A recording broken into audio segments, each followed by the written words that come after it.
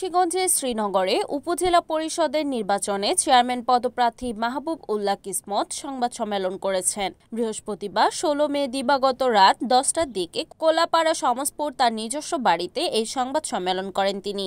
এ সময় তিনি বলেন, আমার বিরুদ্ধে প্রতিদ্বন্দ্বী প্রার্থী লোকজন অপপ্রচার চালাচ্ছে। কেউ তার শ্রমিকদের কাজের টাকা দিয়েছে, সেই ভিডিও সামাজিক যোগাযোগ মাধ্যম সহ বিভিন্ন মিডিয়ায় প্রচার দিয়ে আমার বিরুদ্ধে মিথ্যা অপবাদ দিচ্ছে। আমি এর তীব্র নিন্দা ও প্রতিবাদ জানাই।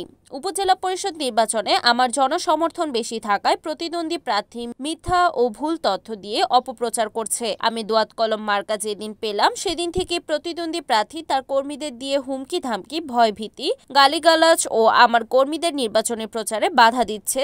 যার ভোট সে দিবে, জনগণ যাকে খুশি ভোট দিয়ে উপজেলা চেয়ারম্যান বানাবে। একটি শান্তিপূর্ণ নির্বাচন হবে, এটাই আমার প্রত্যাশা। এই বিতরণ করতেছেন তারা, আমি জানতে পেরেছি তারা দিনমজুরের পয়সা হয়তোবা দিচ্ছেন, কিন্তু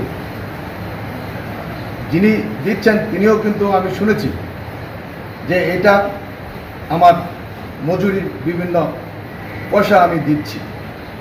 আমাকে উল্লেখ বা আমার কথাও কিন্তু তিনি বলেন নেই, কিন্তু যারা প্রচার করছেন তারা কিন্তু আমার কথা লেখছেন। এটা সম্পূর্ণ মিথ্যা এবং ভুল তথ্য। যদি সত্য হয়ে থাকে প্রমাণ করেন, আমি এটা আপনাদেরকে শ্রদ্ধার সাথে জানাচ্ছি।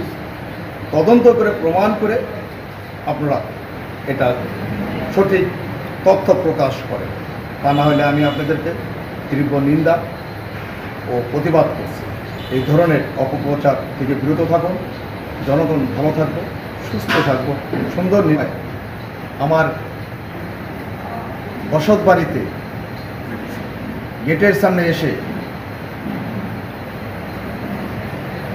মশিউর রহমান মামুন সাহেবের কর্মীরা আমার বাড়ির সামনে এসে আমাকে নাম ধরে অকথ্যভাবে গালাগালি করেছে, হুমকি দিয়েছে।